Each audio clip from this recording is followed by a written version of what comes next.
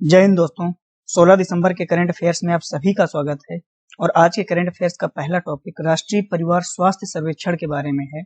केंद्रीय स्वास्थ्य मंत्रालय ने राष्ट्रीय परिवार स्वास्थ्य सर्वेक्षण के 5वें संस्करण के पहले सेट को जारी किया है।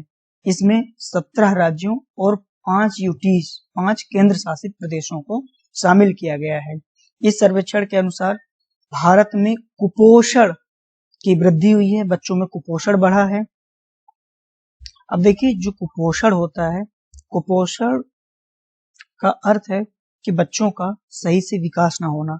अगर वजन उनके आयु के अनुपात में बहुत अधिक बढ़ रहा है तो इससे भी बच्चों का सही विकास नहीं होगा। वजन आयु के अनुसार घट रहा है, कम हो रहा है, आयु के अनुपात में वजन ठीक नहीं हो रहा है, कम हो रहा है, तो ये भी कुपोषण की स्थिति बनी रहेगी।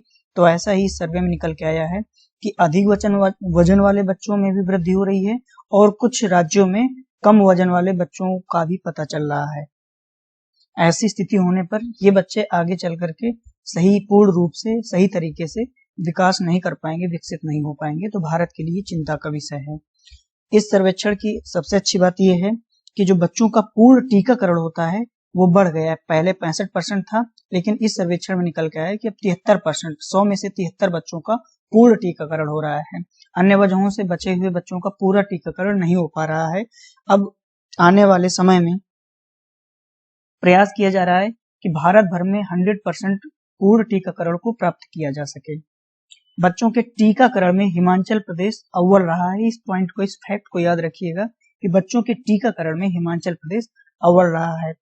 भारत के संदर्भ में ये जो सर्वेक्षण हुआ है, इसकी दूसरी अच्छी बात ये रही है कि भारत में प्रजनन दर में कमी आई है। वैसे भी जनसंख्या बहुत है और जनसंख्या के अनुपात में संसाधनों की कमी हो रही है, तो इस कारण से प्रजनन दर में कमी आना एक सकारात्मक संकेत है भारत के लिए। राज्यों में गर्भ निरोधकों का उपयोग बढ़ा है और इसी कारण से प्रजनन दर में कमी आ रही है। अधिकांश राज्यों में जो नवजात शिशु हैं उनकी शिशु मृत्यु दर में कमी आई है। शिशु मृत्यु दर का मतलब है कि जो बच्चे 0 से 5 साल की आयु में मर जाते थे तो उन्हें ही बोला जाता है शिशु मृत्यु दर। इस मृत्यु दर में कमी आई, ये भी भारत के लिए अच्छी बात है। पश्चिम बंगाल में बच्चों के संस्थागत जन्म में वृद्धि हुई है। संस्थागत जन्म का अर्थ है कि या तो किसी अस्पताल में पैदा हुए हैं, चाहे सरकारी हो या निजी हो, या फिर ऐसे स्वास्थ्य केंद्रों में पैदा हुए हैं जहां सरकार के द्वारा सहायताएं उपलब्ध कराई जाती हैं। अगर इस प्रकार किसी बच्चे का ऐसे संस्थानों में जन्म हो रहा है तो उसे ही संस्थागत जन्म वृद्धि कहा जाता है।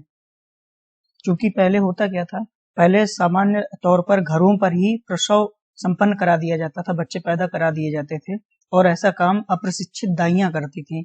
इससे बच्चे की मृत्यु होने और जो माता है उसकी भी मृत्यु होने की संभावना रहती थी। तो जो संस्थागत प्रसव हो रहे हैं उनकी संख्या में अगर बढ़ोतरी हो रही तो इसका मतलब है कि बच्चा और माता दोनों सेफ हैं और समय पर उनका टीकाकरण किया जा सकता है। गुजरात में एनीमिक बच्चों की हिस्सेदारी बढ़ी, यानी गुजरात में जो भी बच्चे पैदा हो रहे हैं, जो भी बच्चे हैं, उनमें खून की कमी देखने को मिल रही है। भारत में दूसरी समस्या और इस सर्वेक्षण के अनुसार निकल के आ रही है कि मोटापा बढ़ रहा है। स्त्री पुरुष दोनों मोटे हो रहे हैं। ये अनियमित खान पान और पश्चिमी सभ्यता का अंधानुकरण करने के कारण हुआ है। हम अपने योग प्रणालियों को और आयुर्वेद को भूल रहे हैं और पश्चिमी सभ्यता को अंधाधुंध तरीके से फॉलो कर रहे हैं। इस कारण से ये समस्या बढ़ रही है मोटापे की। अगला पॉइंट ये है कि अधिकांश राज्यों में स्वच्छता सुविधाओं और स्वच्छ ईंधन का उपयोग करने वाले लोगों की हिस्सेदारी बढ़ी है। ये अच्छी बात है स्वास्थ्य के नजरिए से। अभी देखिए, नीति आयोग ने भारत में सार्वजनिक स्वास्थ्य निगरानी के लिए एक व्हाइट पेपर विजन 2035 यानी कि श्वेत पत्र विजन 2035 जारी किया है। इस पत्र का जो व्हाइट पेपर जारी किया गया है, इसका उद्देश्य है कि भारत की जो सार्वजनिक स्वास्थ्य निगरानी प्रणाली है उसे और अधिक संवेदनशील बनाया जा सके। संवेदनशील बनाने का मतलब है कि सभी लोगों तक स्वास्थ्य सुविधाओं की बेहतर पहुंच सुनिश्चित की जाए। और इस प्रणाली को मजबूत कैसे किया जा सकता है, इसके लिए आयुष्मान भारत योजना लागू की गई और स्वास्थ्य सुविधाओं को त्रिस्तरीय स्तर पर पहुंचाया जाए। त्रिस्तरीय स्तर का मतलब है कि प्रत्येक स्तर पर लोगों को स्वास्थ्य सुविधाएं समय पर और उचित ढंग से मिल सके।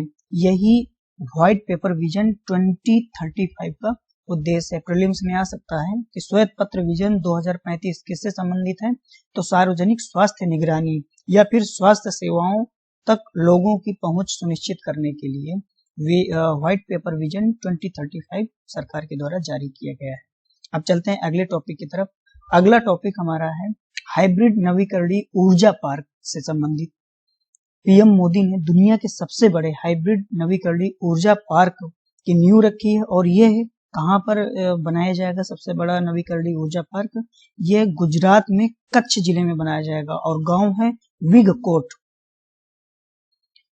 इस पार्क को बनाया इसलिए जाएगा ताकि 30,000 मेगावाट यानी कि 30 गीगावाट की बिजली उत्पन्न की जा सके सौर पैनलों और पवन चक्कियों के माध्यम से। इस पार्क के पूरी तरह काम करने लग जाने से भारत में जो पारंपरिक ऊर्जा के स्रोत हैं जैसे कि कोयला हो गया और डीजल हो गया, पेट्रोल हो गया, इन पर निर्भरता कम होगी और भारत को इन ईंधनों के लिए जो बाहर से आयात करना पड़ता है उससे सुरक्षा मिलेगी ऊर्जा के क्षेत्र में। इस नवीकरणीय ऊर्जा पार्क के अलावा प्रधानमंत्री जी ने मांडवी में एक अलवणीकरण संयंत्र की स्थापना की नींव रखी है। इस संयंत्र का काम ये होगा कि गुजरात में सुरक्षित पेयजल उपलब्ध कराया जा सके लोगों को। इस संयंत्र की क्षमता एक दिन में 10 करोड़ लीटर पानी को शुद्ध करने की है। ये संयंत्र नर्मदा ग्रिड और सौराष्ट्र नर्मदा अवतरण इरिगेशन नेटवर्क के साथ मिल करके जल को सुरक्षित करेगा, जल को शुद्ध करेगा और अलवणीकरण करेगा, यानी जल में जो लवण होते हैं उन्हें शुद्ध करने का कार्य करेगा। गुजरात में इस संयंत्र के अलावा 4 अन्य डिसेलिनेशन यानी कि अलवणीकरण संयंत्र हैं। दहेज में है, द्वारका में है, घोघा में, भावनगर और गिर सोमनाथ में है। अब चलते हैं अगले टॉपिक की तरफ। अगला टॉपिक हमारा तमिलनाडु में दुनिया की सबसे बड़ी स्कूटर फैक्ट्री संबंधित है और इस स्कूटर फैक्ट्री को ओला स्थापित करेगा। ओला के द्वारा स्थापित की जाने वाली ये स्कूटर फैक्ट्री इलेक्ट्रॉनिक वाहनों को बनाएगी और इस फैक्ट्री के स्थापित हो जाने से लगभग 10,000 लोगों को रोजगार मिलेगा और ये परियोजना लगभग 2,400 करोड़ की है। इस परियोजना के कार्यान्वयन पर भारत में जितने भी इलेक्ट्रिक वाहनों की मांग है उसको भी पूरा किया जा सकेगा और बल्कि भारत अन्य देशों को भी इलेक्ट्रिक वाहनों का एक्सपोर्ट करेगा, निर्यात करेगा। भारत सरकार ने देखिए भारत में इलेक्ट्रिक वाहनों को बढ़ावा देने के लिए एक राष्ट्रीय इलेक्ट्रिक मोबिलिटी मिशन योजना 2020 शुरू की है। उद्देश्य ये है कि पारंपरिक ऊर्जा के जो स्रोतों से चलने वाले वाहन हैं उनको कम किया जा सके ताकि पर्यावरण प्रदूषण कम किया जा सके और इलेक्ट्रॉनिक रूप से चलने वाले वाहनों को बढ़ावा दिया जा सके। अब देखिए तमिलनाडु में ये फैक्ट्री स्थापित की जा रही है, तो तमिलनाडु में इलेक्ट्रिक व्हीकल्स के लिए जो योजनाएं चलाई गई उनमें 2019 में तमिलनाडु सरकार ने इलेक्ट्रिक वाहन के लिए एक नीति अलग से ही शुरू कर दी थी और इसमें था क्या, इसमें जो कंपनियां इलेक्ट्रॉनिक वाहनों को बनाएगी उनको स्टेट की जीएसटी से 100% की छूट दे दी जाएगी, 100% की स्टाम्प ड्यूटी से मुक्त कर दिया जाएगा और जो भी इलेक्ट्रिक टैक्स लगता है उसमें भी 100% की छूट दे दी जाएगी। किन लोगों को? उन लोगों को जो इलेक्ट्रॉनिक वाहनों को बनाने का काम करते हैं, उन कंपनियों को, उन मैन्युफैक्चरर्स को। साथ साथ जमीन की कीमत पर 50% की सब्सिडी उन क्षेत्रों को दी जाएगी जो तमिलनाडु के दक्षिण में है। इसके अलावा जो अन्य डिस्ट्रिक्ट में अगर इलेक्ट्रिक वाहनों को बनाने वाली कंपनी स्थापित करते हैं तो ऐसी जमीन की कीमत पर 15 से 20% की उन्हें सब्सिडी दी जाएगी। 20% की सब्सिडी उन लोगों को दी जाएगी जो इलेक्ट्रिक वाहनों के लिए बैटरी बनाने का काम करते हैं और 15% की सब्सिडी उन लोगों के लिए जो इलेक्ट्रिक वाहनों के अन्य इक्विपमेंट, अन्य कंपोनेंट बनाने का काम करती हैं ऐसी कंपनियां। साथ साथ इन कंपनियों में काम करने वाले व्यक्तियों के लिए जो ईपीएफ है उसको 48,000 रुपए इंसेंटिव के रूप में दिया जाएगा तमिलनाडु की सरकार के द्वारा। मार्च 2020 में तमिलनाडु ने घोषणा भी की है कि सरकारी परिसर में सौर ऊर्जा आधारित एक प्लांट लगाए गए सोलर से संचालित एक इलेक्ट्रिक वाहनों को चार्ज करने के लिए प्लांट लगाएगा, ऐसी उसकी योजना है। अब चलते हैं अगले टॉपिक की तरफ। अगला टॉपिक हमारा यूनेस्को के द्वारा जारी की गई एक शिक्षा नीति के बारे में है जो कि भारत की 2020 को लेकर के जारी किया है यूनेस्को ने। तो देखिए, यूनेस्को ने भारत के लिए 2020 की शिक्षा की स्थिति पर रिपोर्ट जारी की है। इस संस्करण में मुख्य रूप से भारत की तकनीकी और व्यावसायिक शिक्षा और प्रशिक्षण पर ध्यान केंद्रित किया गया है। इसको यूनेस्को के गाइडेंस में तैयार किया है Tata institute of social science के द्वारा। याद रखिएगा कि यूनेस्को ने भारत के लिए 2020 की शिक्षा की स्थिति की रिपोर्ट जारी की है। यह रिपोर्ट भारत में जो तकनीकी शिक्षा है, व्यावसायिक शिक्षा है और जो प्रशिक्षण कार्यक्रम है उन पर ध्यान केंद्रित करते हुए इस रिपोर्ट को जारी किया गया है। और इस रिपोर्ट को जारी करने में Tata institute of social science की हेल्प ली है यूनेस्को ने। इस रिपोर्ट को इसलिए तैयार किया गया है ताकि शिक्षा एजुकेशन 2030 फ्रेमवर्क फॉर एक्शन और सस्टेनेबल डेवलपमेंट गोल नंबर 4 को पूरा किया जा सके। यह रिपोर्ट सरकारी एजेंसियों और निजी क्षेत्र को भारत में कौशल विकास संबंधित उनके कार्यक्रम और नीतियों को विकसित करने में मदद करेगी।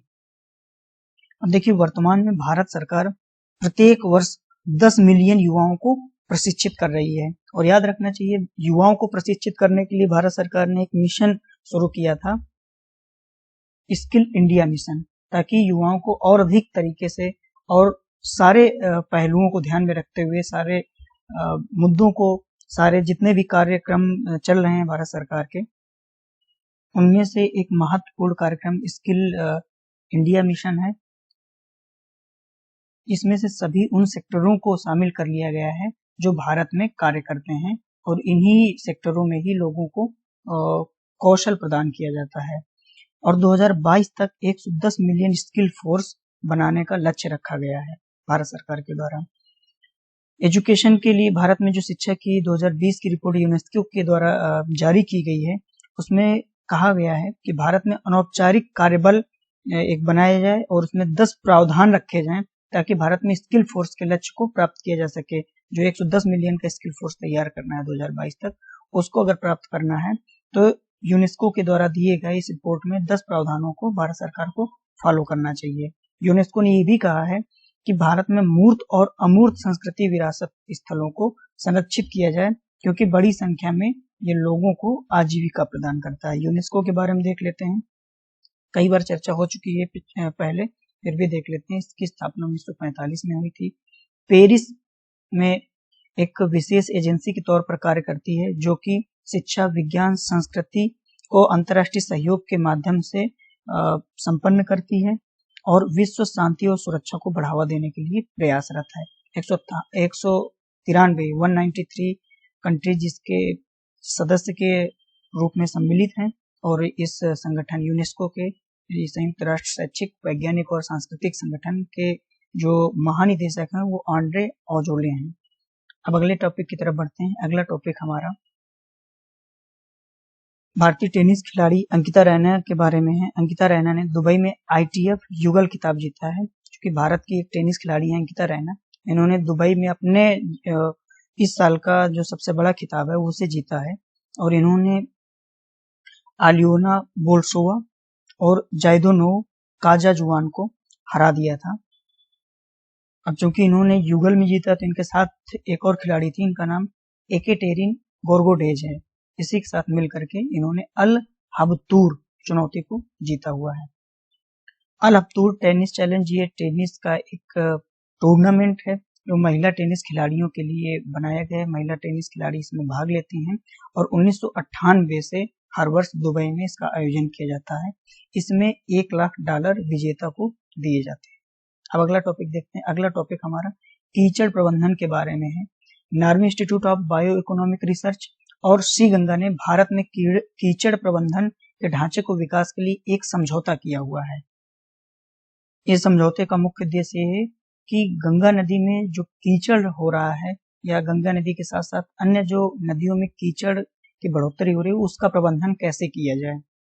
अब ये देखिए, जो सी गंगा है ये गंगा बेसिन प्रबंधन और अध्ययन केंद्र है जो कि स्वच्छ गंगा के लिए राष्ट्रीय मिशन का एक थिंक टैंक के रूप में कार्य कर रहा है। साथ साथ एक पॉइंट और याद रखिएगा कि भारत जल प्रभाव शिखर सम्मेलन जो 5वां संस्करण था, इसका आयोजन 10 से 15 सितंबर के बीच किया गया था और इस भारत जल प्रभाव शिखर सम्मेलन का जो विषय था वो ये था कि गंगा नदी जल संरक्षण, समन्वित विकास देने के साथ साथ स्थानीय नदियों और जल निकायों का व्यापक विश्लेषण तथा समग्र प्रबंधन किया जाए। अब अगला टॉपिक देखते हैं। अगला टॉपिक हमारा पुरुष विश्व हॉकी कप से संबंधित है। 2023 में जो पुरुषों का हॉकी विश्व कप होगा वो भारत में भुवनेश्वर और राउरकेला में आयोजन होगा। मेजबानी करेंगे भुवनेश्वर और राउरकेला मिल करके। इसका आयोजन 13 से 29 जनवरी 2023 तक होगा। 2023 में शुरू होगा जनवरी में, जो कि 13 से 29 जनवरी तक होगा। पुरुषों के हॉकी विश्व कप के बारे में देखते हैं। ये 15वां संस्करण होगा जो 2023 में होगा। 1971 से पुरुषों के विश्व हॉकी कप टूर्नामेंट की शुरुआत हुई थी और प्रत्येक 4 साल में आयोजित किया जाता है। पिछले बार का जो पुरुषों का हॉकी विश्व कप था उसकी भी मेजबानी उड़ीसा को मिली थी। उड़ीसा में भुवनेश्वर में इसका आयोजन हुआ था और बेल्जियम जीता था पिछली बार का पुरुष विश्व हॉकी कप। अब अगला टॉपिक देखते हैं। अगला टॉपिक हमारा ऊर्जा संरक्षण दिवस के बारे में है। प्रत्येक वर्ष 14 दिसंबर को मनाया जाता है। ऊर्जा संरक्षण और ऊर्जा दक्षता के महत्व के बारे में जागरूकता बढ़ाने के लिए इस दिवस ऊर्जा संरक्षण दिवस को मनाया जाता है। और इस दिवस को मनाए जाने के पीछे का रीजन ये है कि ऊर्जा संरक्षण के क्षेत्र में हमने कितनी उपलब्धि हासिल कर ली है, इसे मार्क करने के लिए, इसे अंकित करने के लिए ऊर्जा दक्षता ब्यूरो इस दिन का आयोजन करता है। पहली बार राष्ट्रीय ऊर्जा संरक्षण दिवस 2001 में मनाया गया था, क्योंकि भारत सरकार ने 2001 में ही ऊर्जा संरक्षण अधिनियम लागू किया था और ऊर्जा संरक्षण के संबंध में नीतियां बनाने के लिए ऊर्जा दक्षता ब्यूरो BEE की स्थापना की थी। ऊर्जा दक्षता ब्यूरो ने ऊर्जा संरक्षण अधिनियम को लागू किया है और ऊर्जा संरक्षण के महत्व के बारे में जागरूकता पैदा करने के बारे में महत्वपूर्ण भूमिका निभा रहा है। अब अगला टॉपिक देखते हैं। अगला टॉपिक हमारा आज का अंतिम टॉपिक है, विजय दिवस के बारे में है। विजय दिवस 16 दिसंबर को प्रत्येक वर्ष मनाया जाता है और मनाए जाने के पीछे का रीजन ये है कि 1971 के युद्ध में पाकिस्तान पर भारत की जीत के कारण ये दिवस मनाया जाता है। देखिए, पूर्वी पाकिस्तान में पाकिस्तान बलों के commander lieutenant general AK Niazi ने भारत के पूर्वी सैन्य commander lieutenant general Jagjit Singh Arora के सामने आत्मसमर्पण कर दिया था और जिस दिन आत्मसमर्पण किया था उसके अगले दिन यानी 17 दिसंबर को 93,000 पाकिस्तान सैनिकों को युद्धबंदी बनाया गया था और यहीं से भारत को विजयी मान लिया गया था। इसी कारण से 16 दिसंबर को विजय दिवस के रूप में इसे सेलिब्रेट किया जाता है। आज के करंट अफेयर सेशन में बस इतना ही। मिलते हैं फिर, और अपनी तैयारी को लगातार जारी रखिएगा। ये जो करंट अफेयर आप देख रहे हैं इसको लगातार नोट करते रहें। ये ना केवल प्रीलिम्स बल्कि मेंस के लिए आपके लिए बहुत बहुत ज्यादा सहायक सिद्ध होगा। प्रीलिम्स तो आपका सॉल्व हो ही जाएगा इस करंट अफेयर से, करंट अफेयर के जो भी क्वेश्चन आएंगे, बल्कि मेंस में जो भी क्वेश्चन आएंगे आप इस करंट अफेयर को नोट करते रहने से, दिमाग पे बनाए रखने से मेंस क्वेश्चन को और भी ज्यादा बेहतर ढंग से, बेहतर आसानी से सॉल्व कर सकेंगे। फिर मिलते हैं। जय हिंद।